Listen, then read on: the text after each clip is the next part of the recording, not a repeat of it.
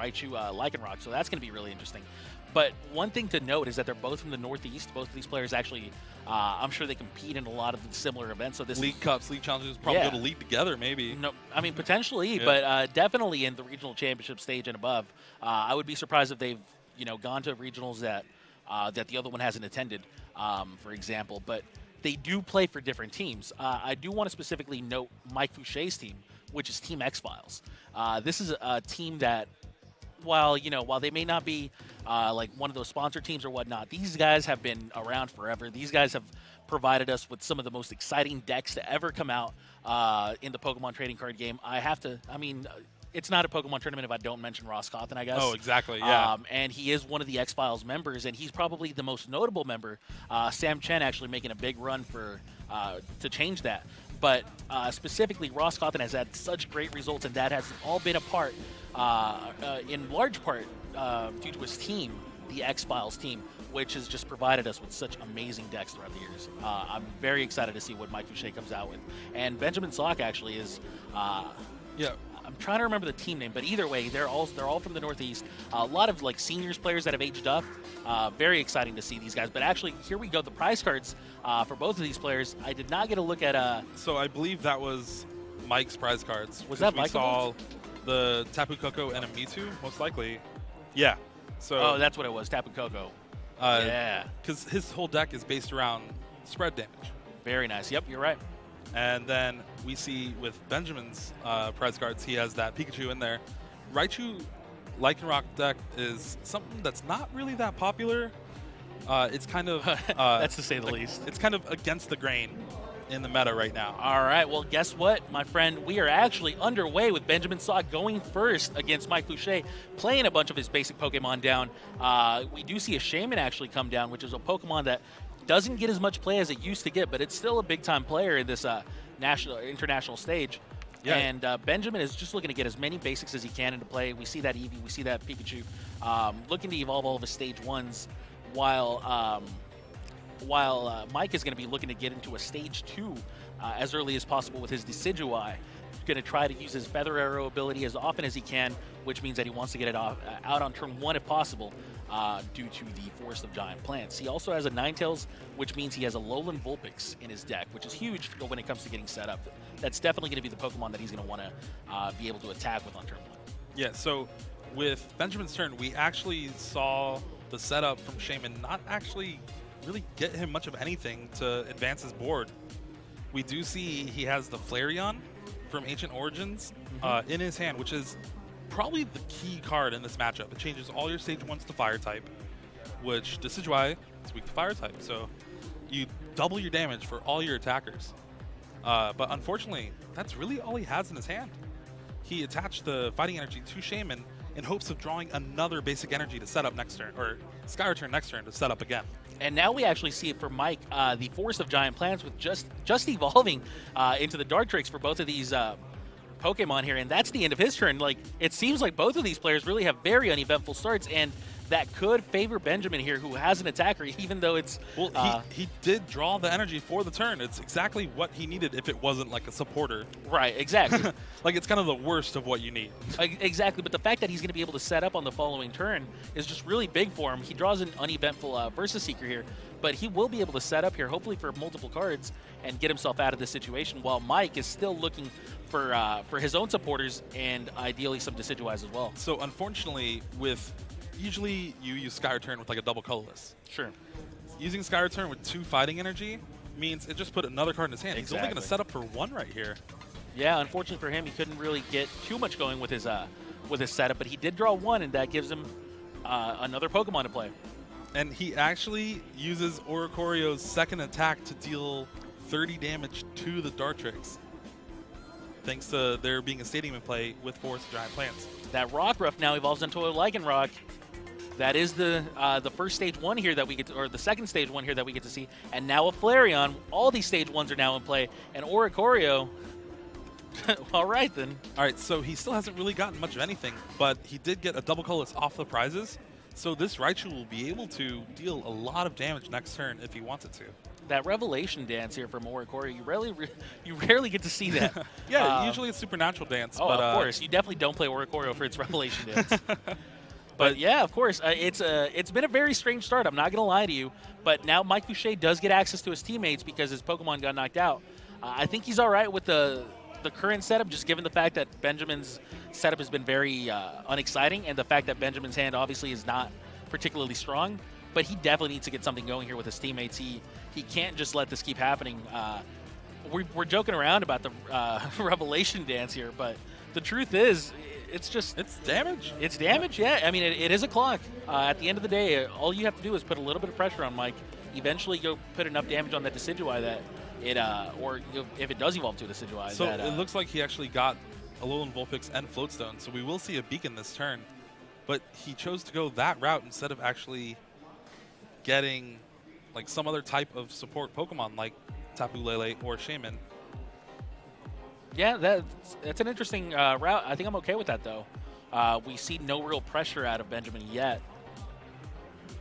Until now. Well, Double Colorless does come down on the Raichu. Benjamin was bound to draw something. His deck is very explosive. He still does not have a supporter, though. But he does have the Shaman. Shaman draws him 4 cards now. Big setup here. Will he keep the engine running? I mean, honestly, at this point now, he's starting to get really set up. That double colorless energy was very important for him, as well as that setup.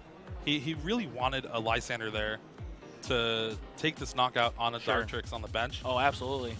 Or even an N to get rid of the Beacon. Mike knew he was going to be behind given the starts, but I think all things considered, Mike feels like he can still come back in this game. He still feels like he's in it, I think, given the fact that he did get to Beacon. But he will need a lot of help. I'm not going to lie. This needs to be a very powerful turn for Mike if he wants to keep up in this game. Otherwise, all these stage 1s, they may not be, very exciting, but when you pair him up with that Flareon, all of a sudden that Decidueye deck really does feel like it's got too much pressure going on against it. Yeah, so we do see the Pokemon Fan Club come down from Ben, but he gets the Tapu Lele kind of expecting this Raichu to get knocked out next turn. Sure. All right, there we see that the is Circle the end Circuit. of Alolan Vulpix. That's a Circle Circuit taking a knockout. So drawing this Rowlet here is great because Mike had 2 Dartrix in his hand, and they were just stranded. So, yeah, I mean, you're absolutely right. We do see the first Decidueye come in now, and Tapu Lele will get its Wonder Tag ability and allowing Mike to find any supporter in his deck and put it in his hand. Looks like he's eyeing the N, which is very powerful when your opponent has already taken 2 prizes. I would be eyeing the N as well. I don't think any other supporter really does as much right now. You're just looking to get as many resources into play, and it looks like he is going to be going for that N. Mike is really just struggling to get a setup. At this point, I would be trying to get rid of that Flareon as fast as possible if I can. But for sure, yeah. But I also understand that he just does not have... Oh, there's a Versus Seeker for the teammates, by the way. I think he kind of needs a few more cards. Yeah. You need to be able to get enough energies onto your Decidueye and have a Lysander. That's just not easy when you're this far behind. Okay, so one thing that it's actually pretty cool that he's doing right now, he's eyeing that double colorless, which with Tapu Lele and the Feather Arrow, it actually does equal a knockout on the Raichu. And it kind of lessens the risk of Flareon being a factor since Tapu Lele has no weakness. I agree. I think that's a strong play. What do you think of Lycanroc here? What do you think? I mean, I'm okay with Lycanroc in the format. I think it's definitely got a place with given the Drampas and Zoroarks running around.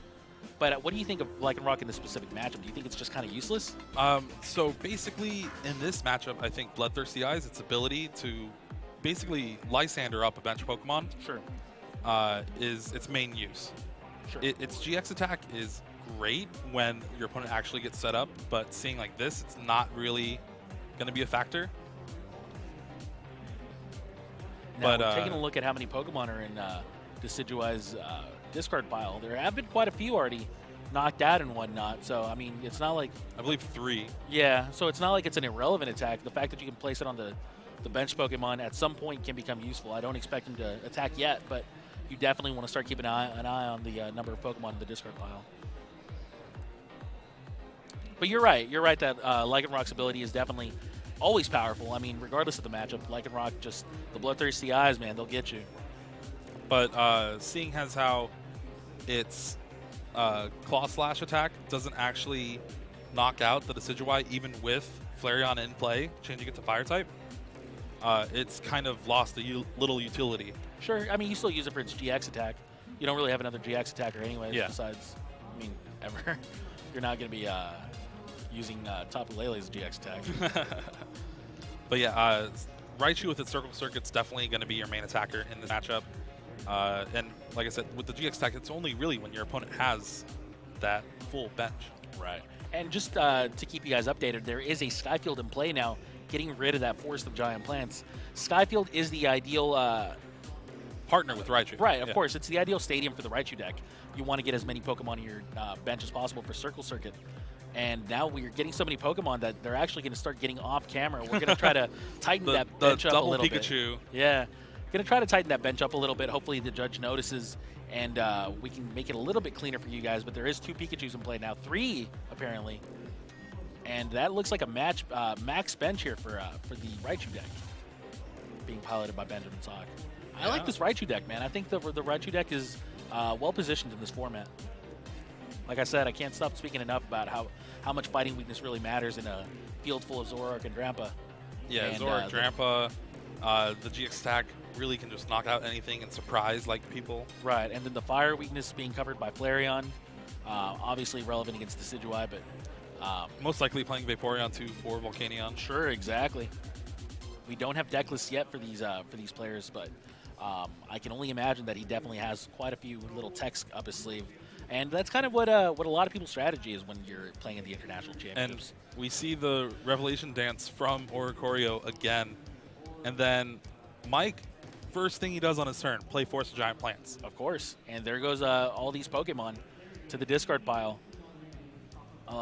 Looks like it's kind of a benefit for sort Benjamin, of, though. Sort of. Like, it does make it so that now you have to find more Pokemon, which is not always easy if you want to get a large circle circuit going. And you might need to if your Flareon ever gets knocked out.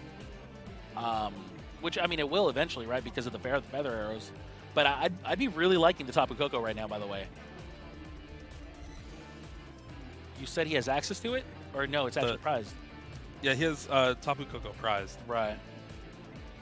But usually with decks like these, they actually play multiple, at least a little bit. Yeah. I'd be interested to find out. There's now a second double colorless energy being attached to this Tapu Lele, which means Tapu Lele is going to try to go in deep with its energy drive attack. Now it's going to be dealing 100 damage to the Oricorio. Yeah, this is basically the one safe attacker he has like access to right now. Sure. And so he's going all in on it. Another end here, by the way. That's 4 cards for Ben Sauk and 5 cards for Mike. Does give Mike a small hand advantage, but more importantly, it kind of messes up Ben's plans here with whatever he was trying to set up.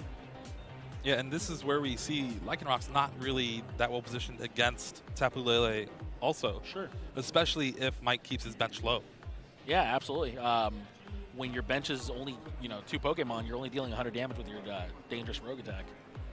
That GX attack, very powerful if your opponent has, say a Raichu deck. Yeah. Or a Mega Rayquaza. But I would like to see that, actually. Just no kidding, huh? 8 bench, 50 times the number of Look bench at Pokemon. that. 40 damage being put onto the Flareon on the bench. And then a not a Wonder attack, but an Energy Drive attack from the Tapu Lele will knock out the Oricorio. So now they're tied at 4 prizes apiece. But that Flareon has 60 damage on it, which is really important. As once that Flareon gets knocked out, these Decidueyes will start attacking themselves. And it'll put a lot of pressure on Ben. Mike playing this very, very well right now. Yeah, and Lycanroc being Grass Weak is something we haven't actually talked about yet. Sure, absolutely. But with Flareon down, it kind of opens the floodgates for Decidueye to just Razor Leaf. It will knock out almost everything. Absolutely. The Lycanroc is a GX, which means you'll take 2 prizes if you can just Lysander it up. That's a pretty free 2 prizes there if you can deal 100 damage to it. Yeah, well, you got the 180 with Razor Leaf and then Feather Arrow to just clean up. Exactly.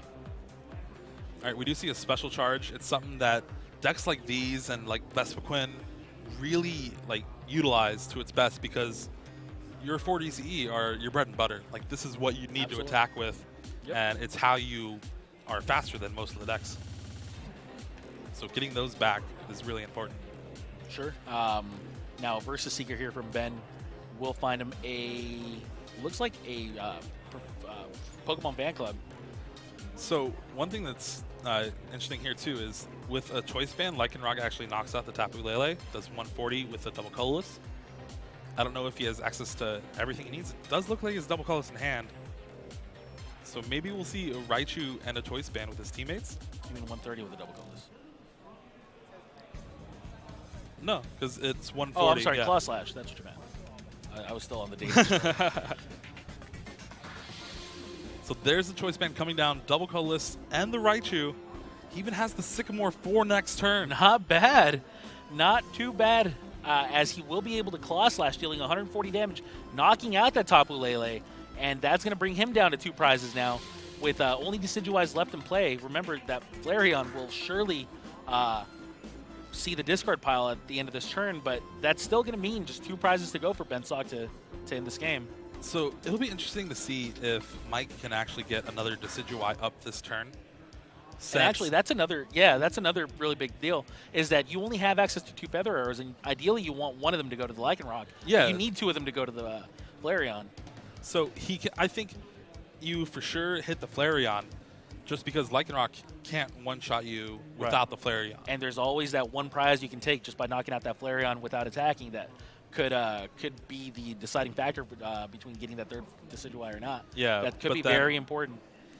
You're also just kind of want to knock out this Lycanroc too. Like, it's kind of a threat on the field. And oh, absolutely. Like you'll take that knockout for the Lycanroc, but you need that knockout for the Flareon. Yeah. I am really interested to see what prize Mike gets out of this Flareon knockout if he does decide to go for it, because it could be huge for him.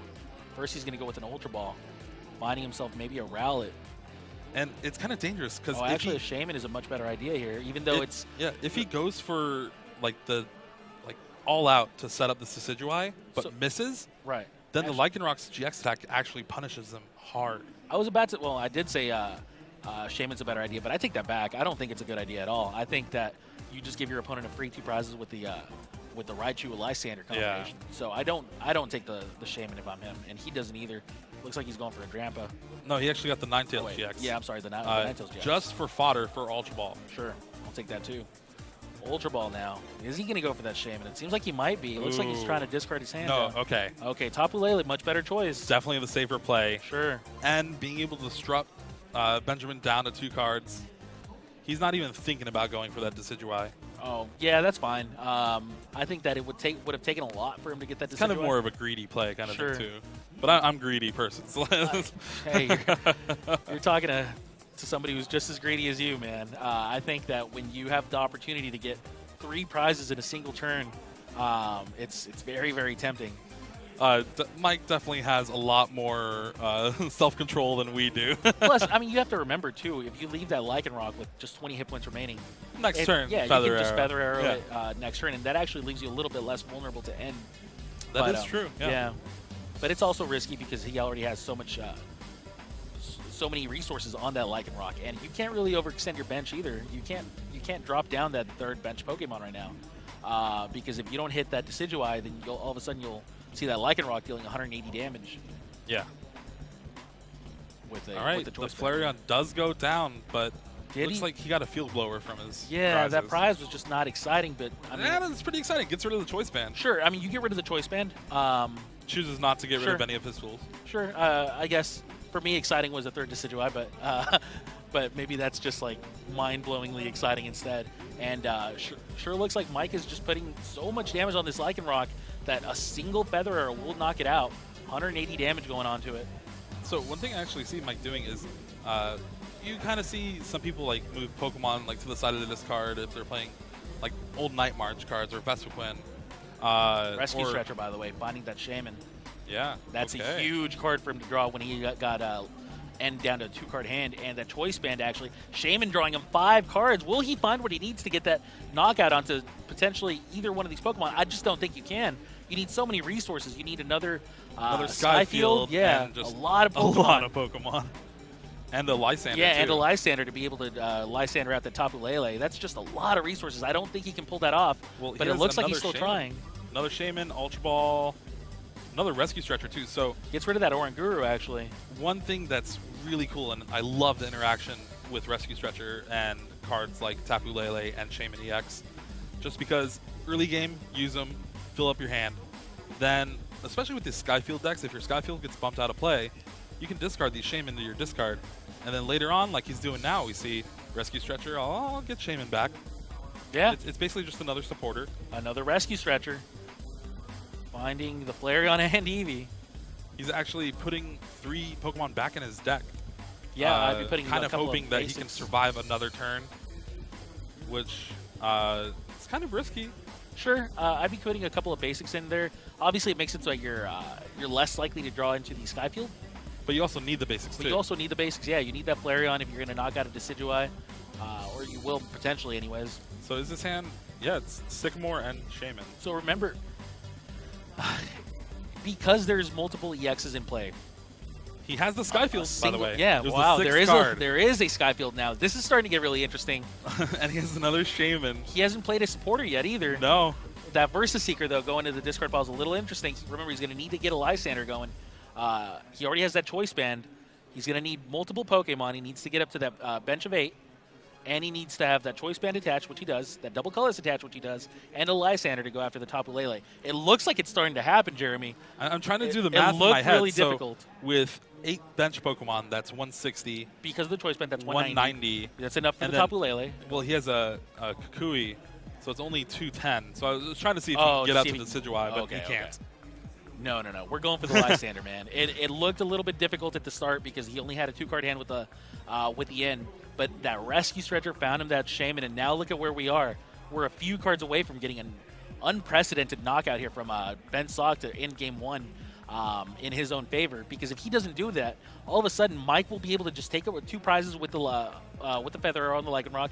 And if he has access to a Lysander of his own, that Well, he has the Tapu Lele that he just got with Ultra Ball. Does it find? No. Is it not in there? Is there no? Oh, there might not be a Versus Seeker in there.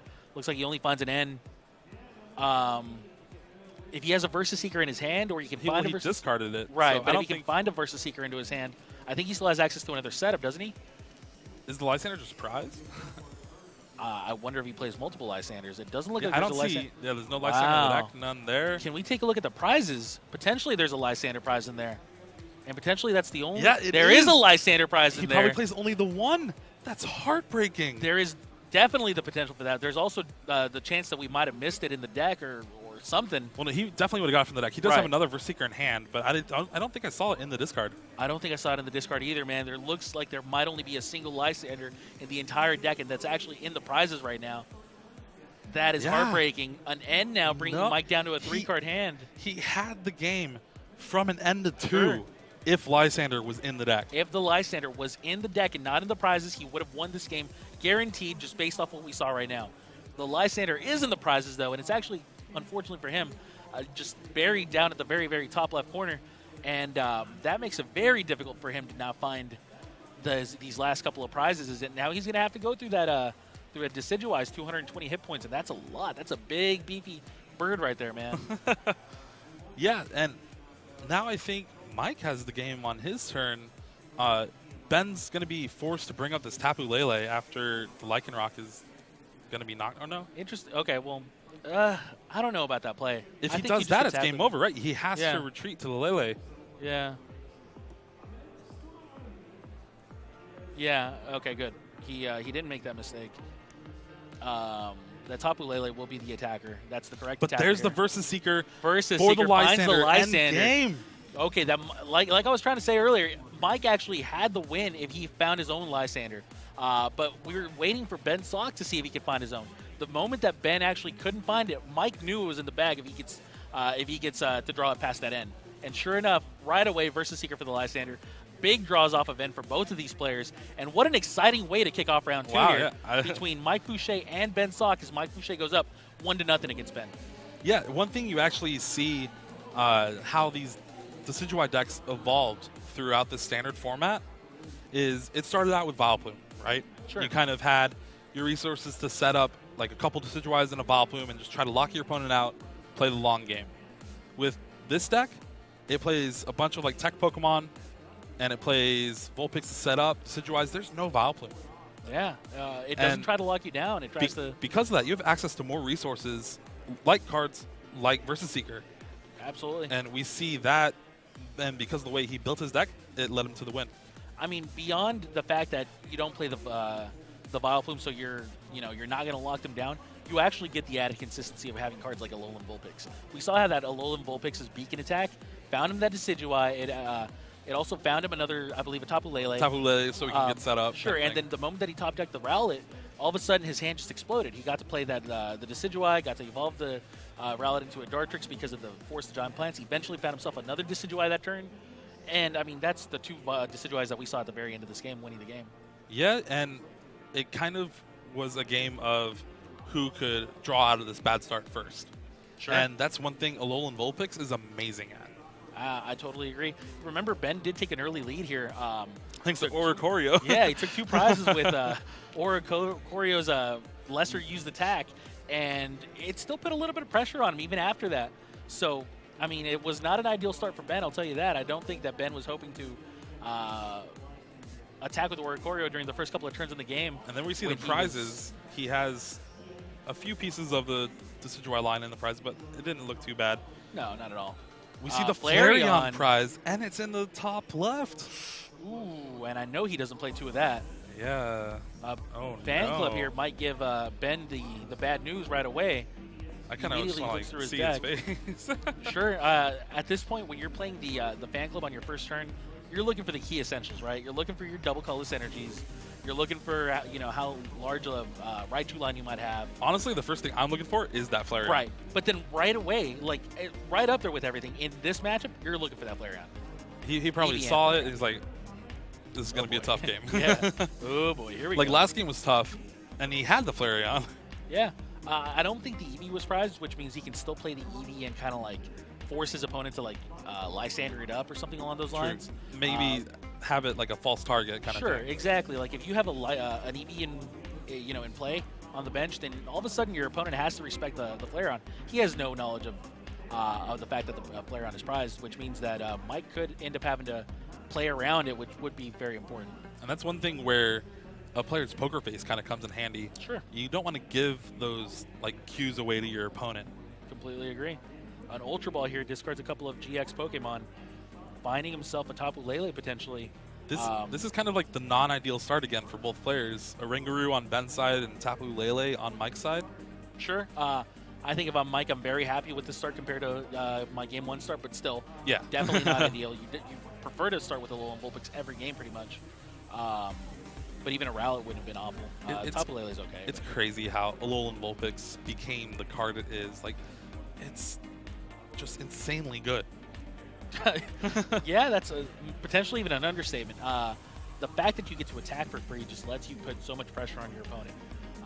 It's something that a lot of professional card game players like to call tempo, for example. Yeah. Which is just the fact that you don't have to invest into your active, which could get knocked out. You invest onto your bench Pokemon, which will be putting pressure on your opponent while you're still setting up, or while you're putting pressure on your opponent.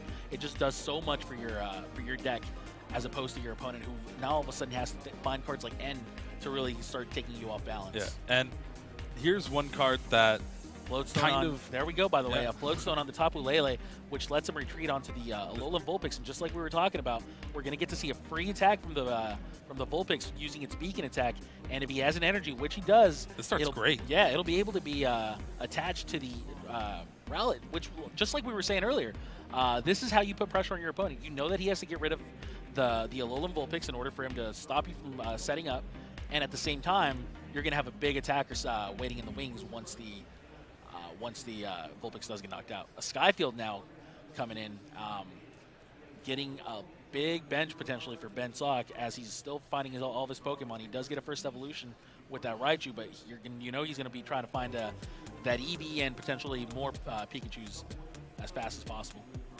Yeah, and like I was saying before, with all like the stuff, one thing that's happened with Pokemon is every set new cards come out, and it honestly makes a lot of the older cards that weren't quite as played a lot better. So with Tapu Lele GX coming out, it made Bridget sure an insane card.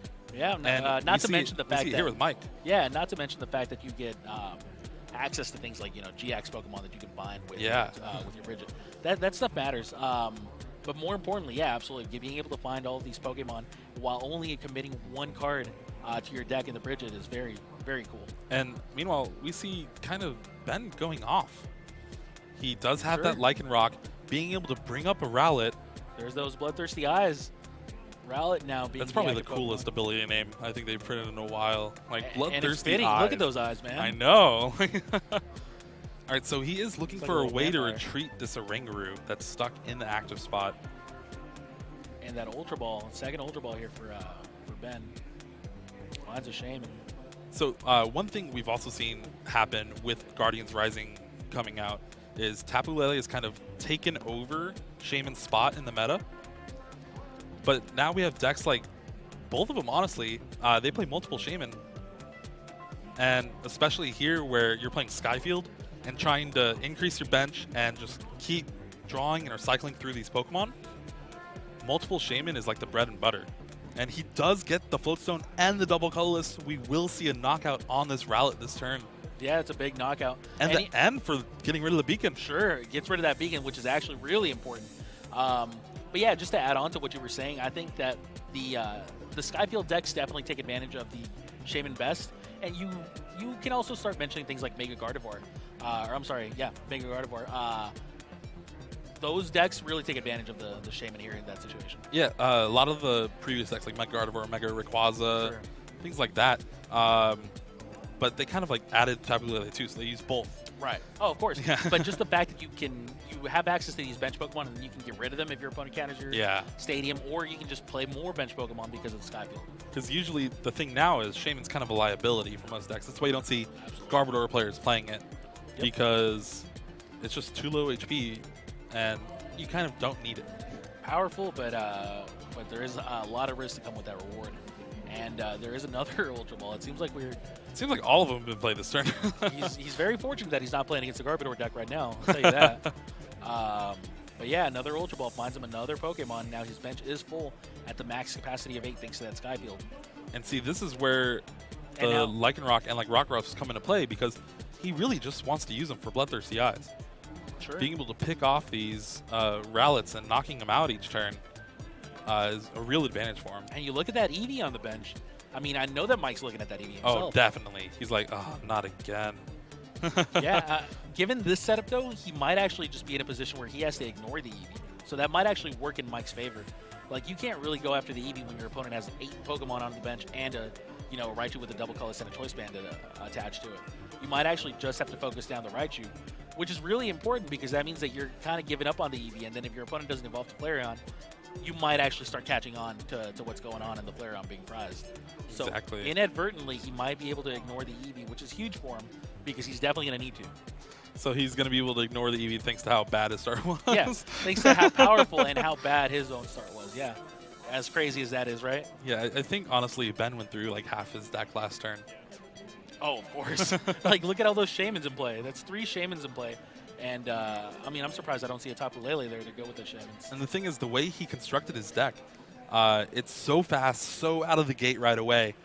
But he has that Oranguru, so even though he's going to take these fast prizes, he's going to kind of have this safety net if he gets end. Oh, I agree. And the fact that he actually has that Oranguru this game, as opposed to having to discard it last game, could end up paying dividends in the future. But look at this, the Tapu Koko, that promo that we haven't been able to see too much of in action, will be the attacker this turn, and flying flips everywhere.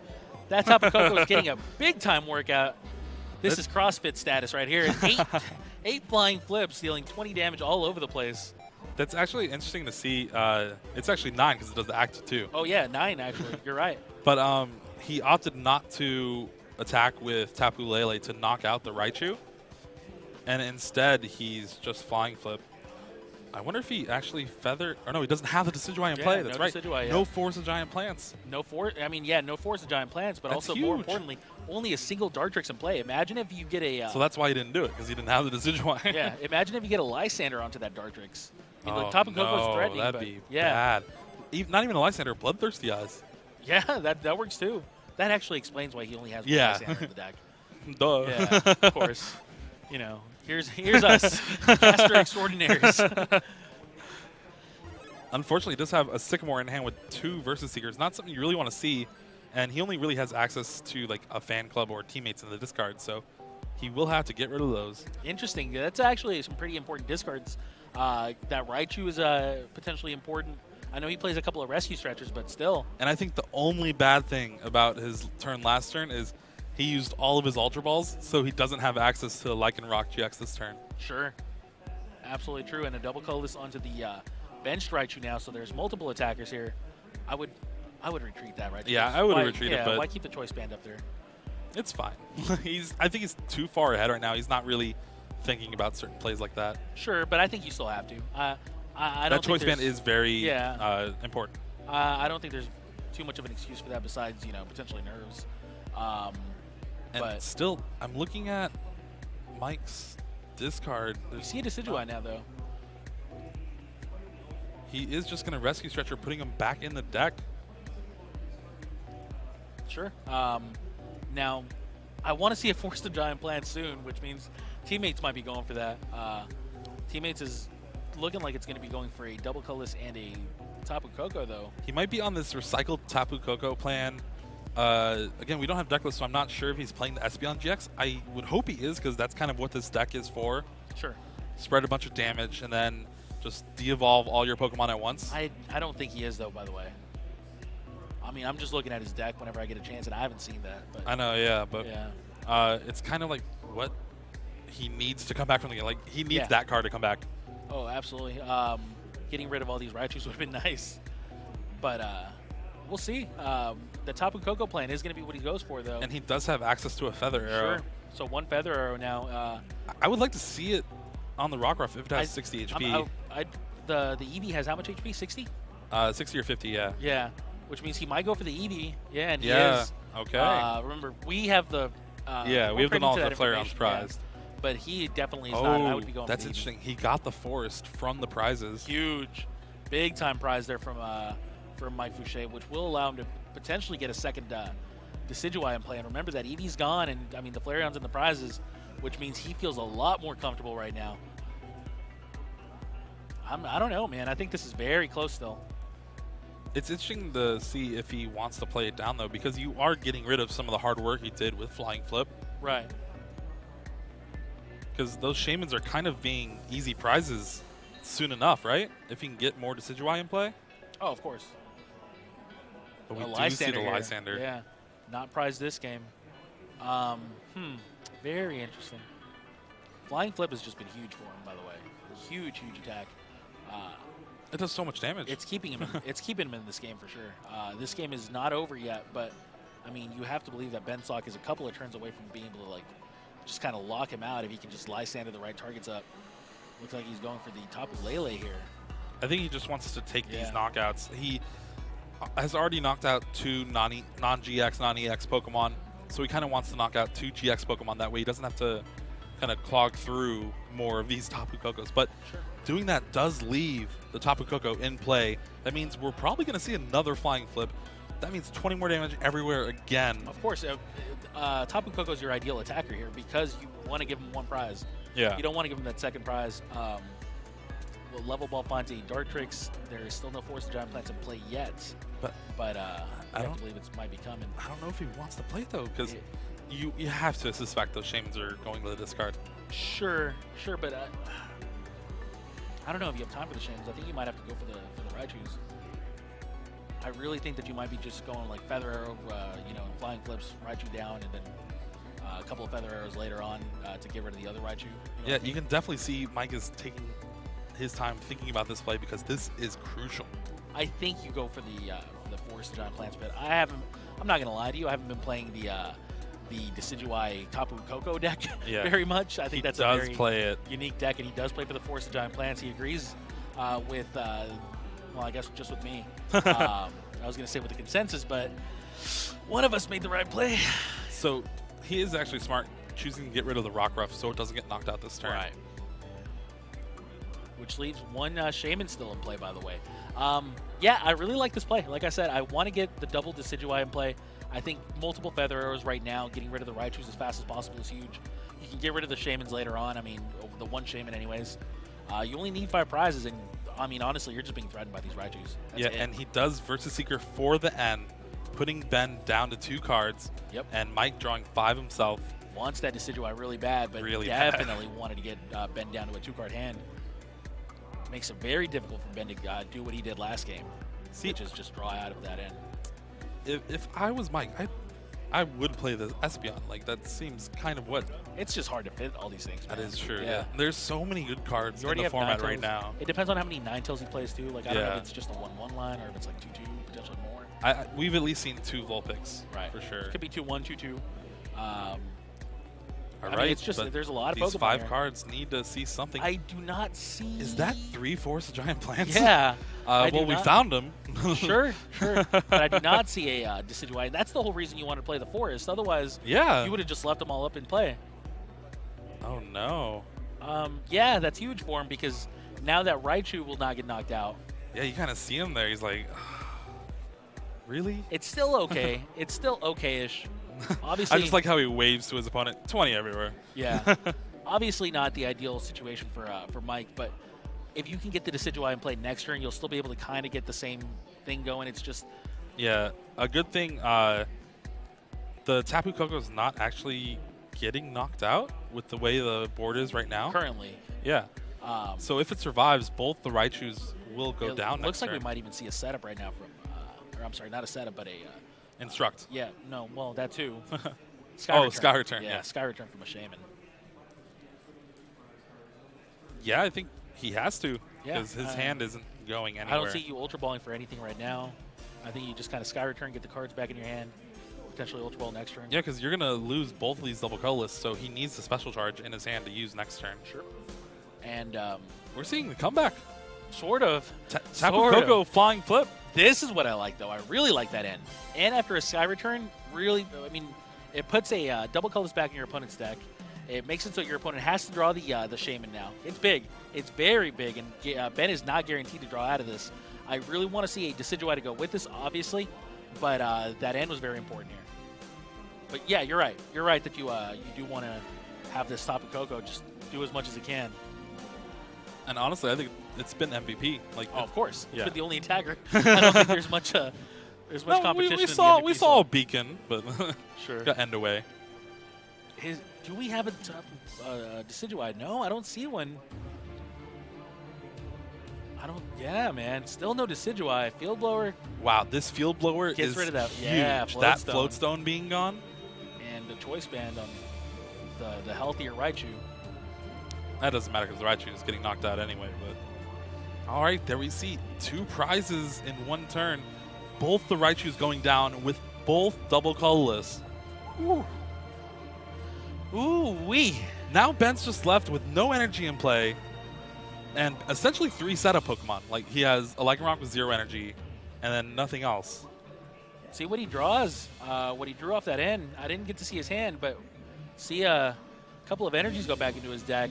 Does he have a way to start drawing some more cards besides the Ranguru?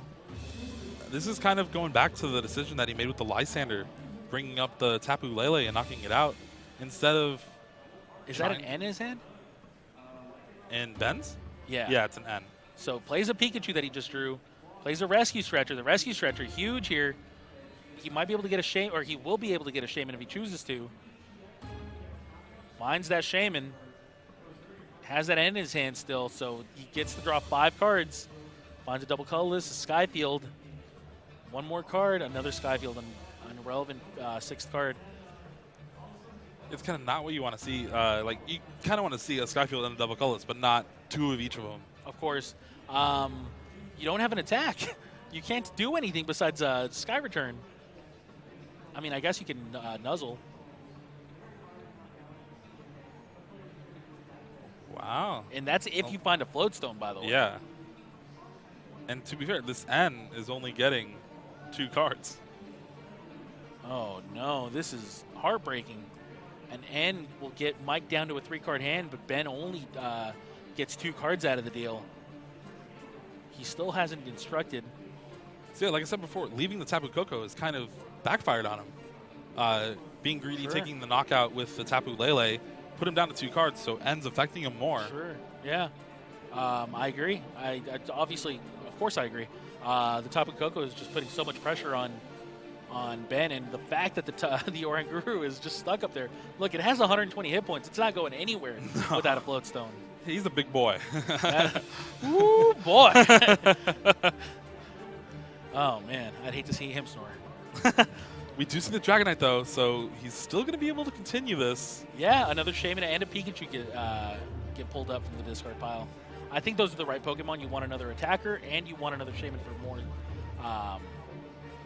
more cards. But, I mean, you're really just looking for a Floatstone here.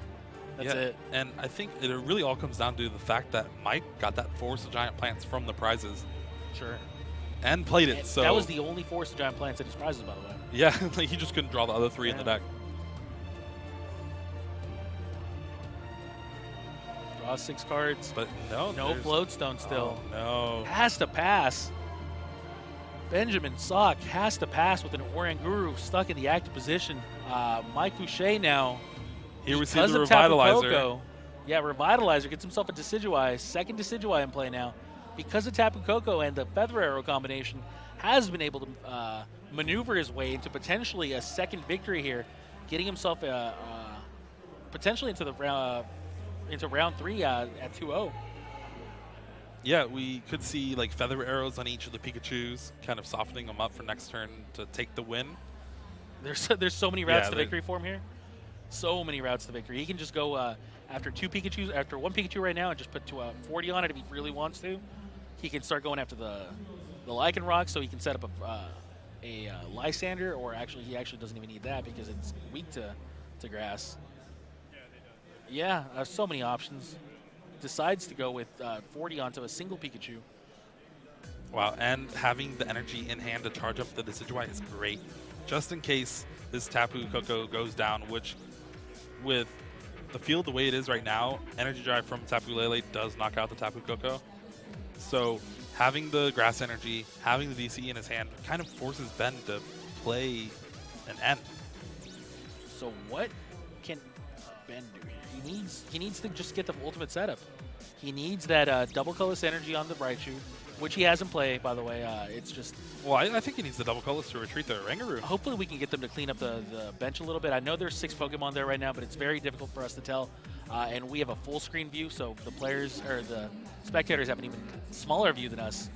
Could be difficult for them to see, but yeah, we do see a Raichu with a double colorless energy and a Choice Band. We need 2 more Pokemon and a Lysander. This is where getting rid of the Rockruff might have been a little... Well, I guess he needed to because... the Rockruff was getting knocked out. Yeah. But, yeah, if he gets access to Lysander, which we know he has in the discard pile, could see some fireworks here, getting himself that final 2 prizes off of that Tapu Lele on the bench. But does he have a way to retreat? That's what I want to know. Well, right, he needs the Floatstone first. I mean, he needs multiple cards. I'm already assuming he doesn't have them all in hand. I'm just saying if he can pull this off, because like you can go for the Lysander, just Lysander up, because that's going to be potentially your only route to victory, and then instruct giving yourself an additional card, just hoping for that Floatstone. His deck is really small. Well, the way his hand is, he won't actually be able to instruct for anything. He already attached for the turn, so he's double colorless, that's useless. The Rescue Stretcher, what I'm saying is like you Lysander now, so you can instruct. No, because he still has the Rescue Stretcher and a Bridget in hand. Which means there's 2 cards. There's 3 cards. There's double colorless also. Oh, double colorless as well, okay. So he will just have access to... Okay, yeah, so he's not even doing that. He's N. Wow. Bummer. Chooses to go for the N instead. So the game is not going to be over on Ben's turn, which means Mike has at least one more turn to take 2 prizes, which, I mean, honestly is kind of doable. A single Lysander will do it. A single Lysander knocks out that Lycanroc. And even then, if he doesn't have the Lysander, he needs a Lysander. Honestly, though, if he just draws a double colorless, a Feather Arrow takes out the Rangaroo, and then Ben's forced to bring up something, but everything almost gets knocked out. Tapu Lele doesn't, I don't think. You're right. He would need another Decidueye, but yeah, that's just game. He doesn't have anything. I don't think the game was over, though. Well, it was. He had a Decidueye, so 3 Feather Arrows, and Razor Leaf knocks out anything. Okay, so he did have the... Yeah. All right, well... Well, a little unexciting into that second game, but that's just because it was such an exciting mid-game in that situation. Incredible action here from Mike. Remember, Mike actually fell really far behind game 1, and then game 2 we saw Ben actually once again start taking the lead. Yeah, amazing turn 2. Yeah, of course.